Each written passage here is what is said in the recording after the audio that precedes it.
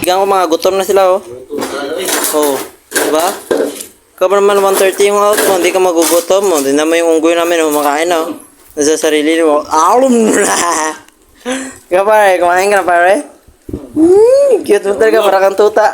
Ulo. Ikaw pare, kumain ka na ba? Wala pa. Tikman mo to. Inata ko.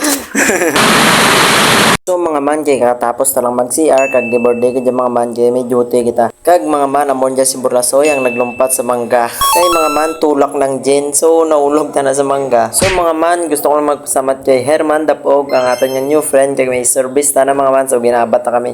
So salamat man. So mga man kay 9 AM mga ato nga silod kag dyan natin ang ID.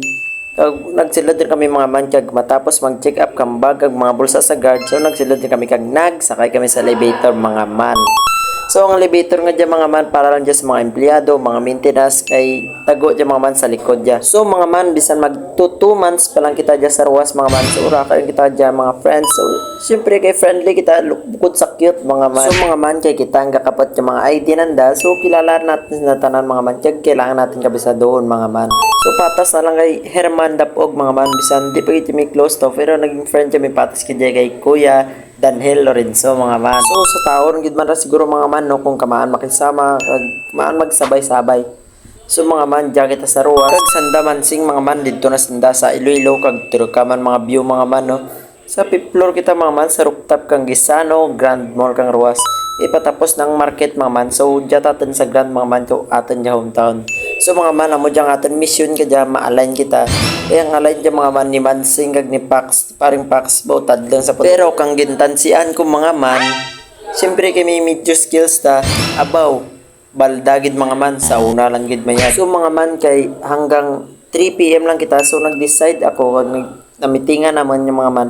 Mas 3:10 na lang kami hanggang 1:30 mga man. Kaya mo man Japon mga man 1 hour man Japon kay pag out naman 12:30 balik kami 2 PM. Tapos pagka 3 out na naman so start time na lang naman sayang man ang oras. So mga man kay tapos rin out na naman 1:30 kay gutom ra kami mga man kag maulit kami.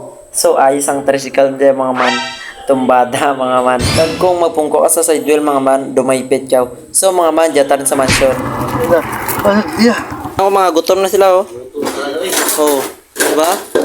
Ikaw pa naman 1:30 yung out mo, hindi ka magugutom mo. Hindi naman yung unggoy namin kumakain oh. Nasa sarili mo, alum na! Ikaw pare, kumain ka na pare? Cute mo talaga, para kang tuta.